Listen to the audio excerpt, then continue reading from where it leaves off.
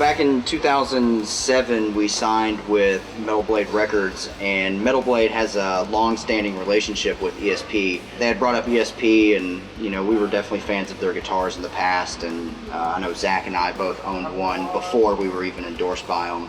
So, naturally it was just a company that we gravitated towards. It's really awesome that they gave us the opportunity to be able to create these. Developing the idea for them, we definitely spent a few months going over, different specs, and we all had different ideas. We each wanted to bring something unique and different from each other. We went back and forth talking to each other about, the specs of the guitars. We have two primary tunings that we use, which are drop G and drop A, and we use Diodario strings, and with the drop A tuning we use 62 to 10 gauge, and with the drop G we use 68 to 11.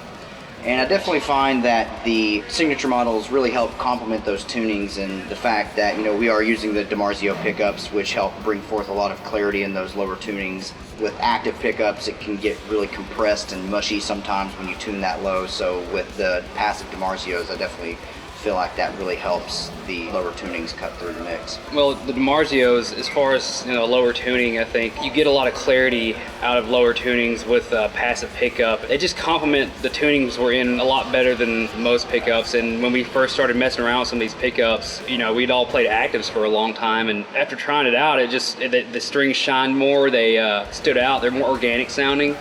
I chose a maple fretboard over an ebony just because I liked the sort of snappiness it had to it. I'm going through like the middle of the mix, so I feel like the maple kind of shines through a little better for like lead work and melodic parts. I went matte because I like the clean look of it. It's very metal, very ominous looking in a sense, but I didn't want to go over the top with it, and I wanted something a little different. That's why I did the see-through satin on the top with quilted maple, and I think it came out really cool, and I was pleased with it, and I think it gave it a different vibe, especially having the satin see-through as opposed to a gloss. When I was trying to decide the color for my signature model, I just had this idea to do a blood red burst, and that's what I told them. I just said, I don't really know how else to describe it than blood red, and then have it bursting to black on the edges. They definitely did a killer job with the flame maple top. It just really accents that nice blood red finish.